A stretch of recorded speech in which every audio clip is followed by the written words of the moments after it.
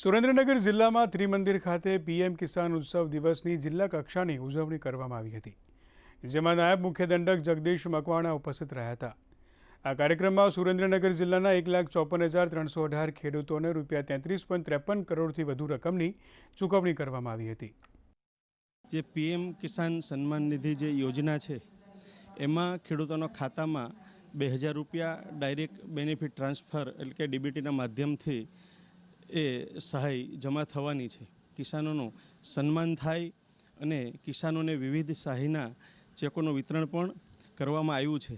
આજે સુરેન્દ્રનગર જિલ્લાનો કાર્યક્રમ ત્રિમંદિર ખાતે યોજાયો, જેમાં આ જિલ્લાના 1,54,318 ખેડૂતોને સીધા જ ડીબીટીના માધ્યમથી ₹2000 એના ખાતામાં જમા થશે, જેની માતબર રકમ 33 કરોડ 53 લાખ જેટલી રકમ આજે ખેડૂતોના ખાતામાં સીધી આવવાની છે।